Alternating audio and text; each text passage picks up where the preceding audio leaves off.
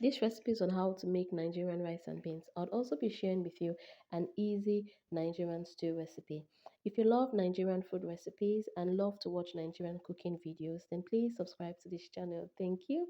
In this recipe, the first thing to do is to pick the beans, to clean the beans out first, because Nigerian beans comes with some dirt, stones and chaff and things like that, and you don't want those things in your beans.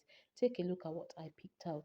So the next thing to do is to clean the beans, rinse the beans in clean water. Don't forget to like this video, leave your comment, share this video, and of course, please subscribe to my channel, because on this channel I post a lot of Nigerian foods and how to prepare them. So after cleaning the beans, let me show you the basic ingredients I'll be using to prepare the best Nigerian stew recipe you would love. Onions, tomatoes, peppers. By the way, the onions are underneath, and I'll be blending all of this off camera. Next, I'll pour some water in my pot. By the way, the temperature here is high heat. I just poured my beans into the water, and I'll be cooking this for 25 minutes, or depending on the type of beans you're using, you can cook it for a longer period of time. But the idea here is to ensure that the beans is soft, is very soft.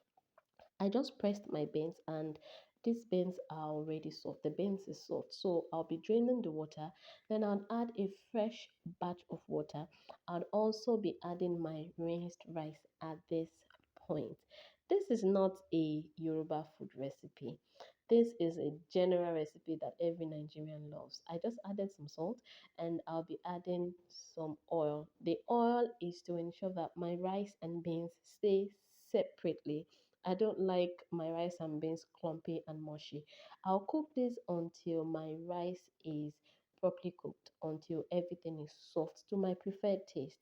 So, this is what I have after 25 minutes, and I'm going to be tasting this just to make sure that the rice is soft enough to my taste.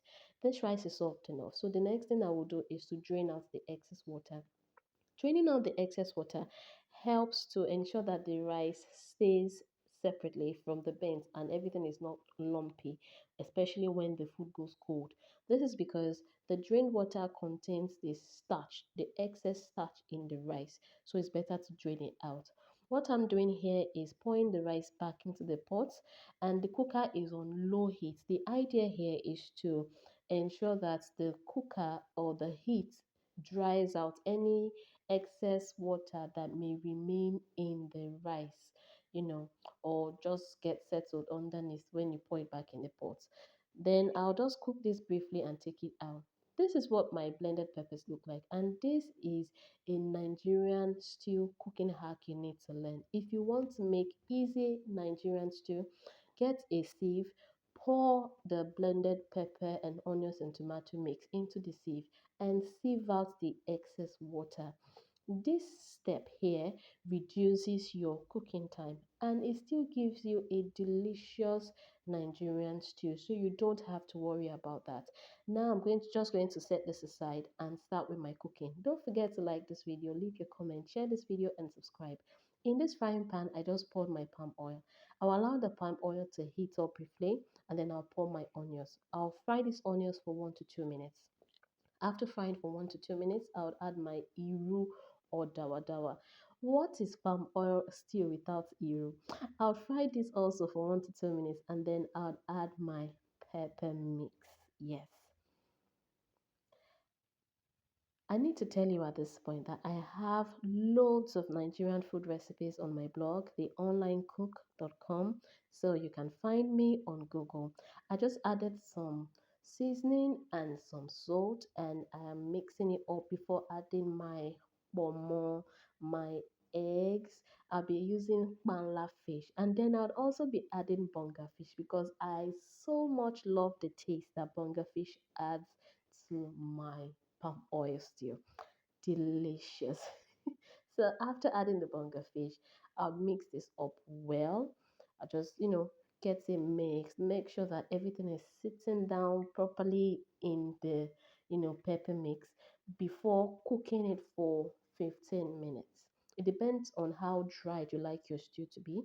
But after 15 minutes, this is what my stew looks like, and I love this texture. It's perfect for me. At this point, I need to say thank you for watching my videos to this point. I really, really, really do appreciate your time. And I really do appreciate that you liked my video, you followed me, you shared my video, and you subscribed to my channel. This is what my rice and beans looks like. You can see how everything stands separately. This is how I love my rice and beans to be. And take a look at the stew. This is delicious. This is lovely. This makes me hungry. This is a lovely African food dinner idea. You can have this for dinner, you can have this for lunch, you can even have it for breakfast, depending on your choice.